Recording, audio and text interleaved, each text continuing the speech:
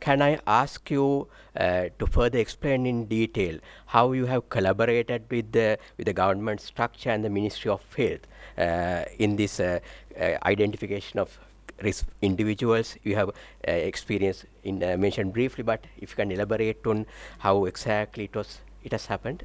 Yeah, it's thank you very much once again. The overall goal of the government response strategy actually was to prevent further transmission of COVID-19 and also to prevent its spreading within the country.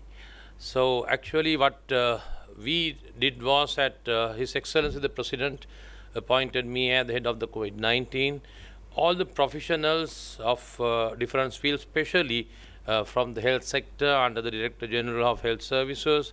In fact, the Honorable Minister herself, she was there.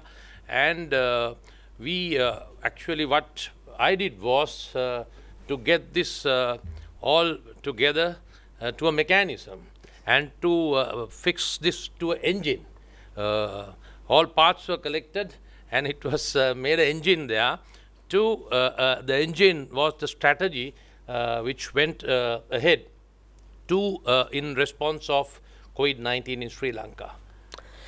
Thank you. Now, Sri Lanka is considered as an upper middle country with its own advantages and disadvantages. Sri Lankan public health system is very strong. Similarly, the Sri Lankan Triforces have a lot of experience at the operation level. What were the unique challenges you faced during this response? Actually, I believe that this is the first time that the military get involved in such a thing. And of course, the most unique thing was the contact tracing that we got involved. And to tell you, we are a nation that we defeated a ruthless terrorism from the soil of this nation. And for that, for anyone, we should know what is our requirement. Any field is the same thing, why we are existing. So even in military, we do the same thing. Why the army is there, for what reason? So here the case is what we wanted to in COVID-19 was how this is going to affect our society. How? It has come to Sri Lanka at one stage, then who is there, who is doing this, and how can we prevent? So what we were doing is we extensively used the Sri Lankan intelligence services. And they are the people, along with the PHIs, and we have a very solid system which will be described by the Director General Health Services, how the ground level, the Sri Lankan medical services are operating. So we got the use of them in connection to collaborate with our intelligence services. And the most unique thing was the contact tracing. That was a challenge that we had. And also, we never knew about what is these quarantine centers. We never had this. His Excellency the President, when told me to put up something, our aim was how best we look after our own people. It's not others. But we started off looking after the 31 foreigners initially, with 16 nations. They also came to us. So what I believe is that we wanted to give the best of the best facilities, but to ensure that they will not spread within the quarantine center. That was a massive challenge. I know that even in our country, some people argued or viewed that how can military do this? We did not have experience. It was like a on-the-job training that what we did. But we put up with his we have a great health services, as I mentioned at the opening remarks.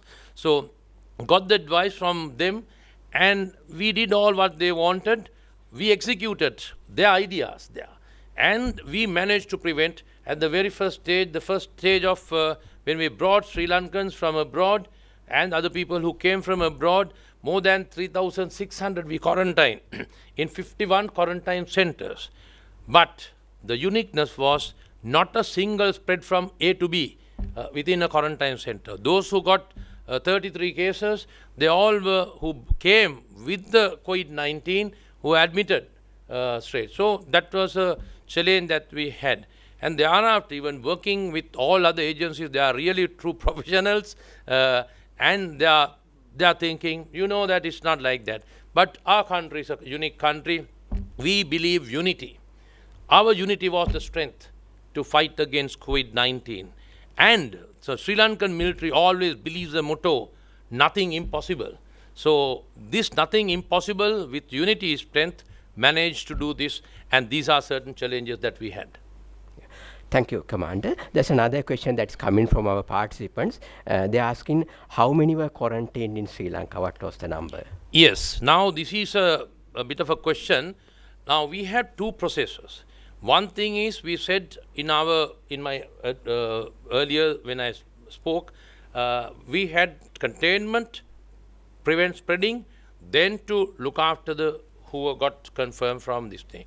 Now for the containment, what we did was initially we brought from foreign countries who came. That was the first stage. After that was over, now we started off with the contract tracing. Whoever a person who got, initially what we did was, if a person got confirmed, then we found who are the contacts. All contacts we found, first, second, third tier, and they were self-quarantine and all house quarantine. They put in a house quarantine, self-quarantine. Then as I mentioned, that crowd is different. Then the third crowd was these quarantine centers. Initially we started a broad group, later we got this contract tracing, they've also put quarantine. That group has gone, we already have released more than 4,600. Another, as of today, we have 3,900 in quarantine centers. That comes to almost about 10,000. Then, plus, those who were not sent to quarantine center initially, who was quarantined in houses, but this has two categories. Some people came from abroad. The government policy was, whoever who came from abroad should be quarantined in a house. That crowd went up to 55,000. So with the contact tracing, there was another about 3,000 to 4,000. So approximately about 58,000 we were trying to isolate. You can't say quarantine. We isolated them in their houses, but that is the number. Yeah. Thank you, Commander. What are the good practices that you can suggest to the regions in the country? Because this was a unique approach. Yeah, of course. Now, before finishing that, I think one might think that we had 60,000 cases. No, actually, you know the numbers of cases, but those associated that we were trying to hold them on isolation. Yes. But yes, the good things are that I believe that the main thing, of course, the best practices of self-discipline of individuals, without which you can't do anything. You can bring the best practices of the world, but it's not going to work unless every individual of the society have a motto. That the motto is nothing but that I will not get infected by somebody and I will not infect another person. That is the principle of every human being as a citizen. That is the greatest duty that you can do to a citizen. So I think that everybody should try to practice through media. Media is a massive role they can play in this game, COVID-19. So they must educate each and everything. We know how the Director General Health Services and their doctors every morning till night they do.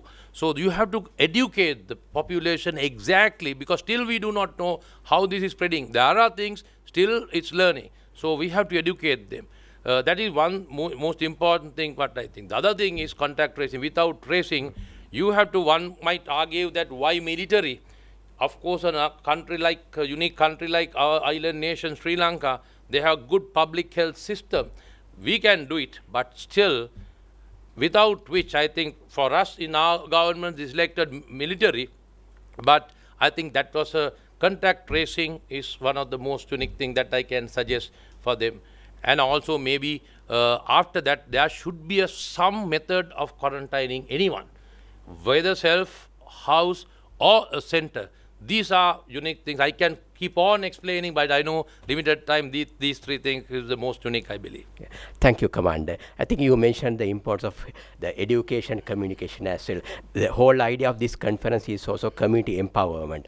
The community need to be empowered. The health education, communication is very important, and where the media plays a big role.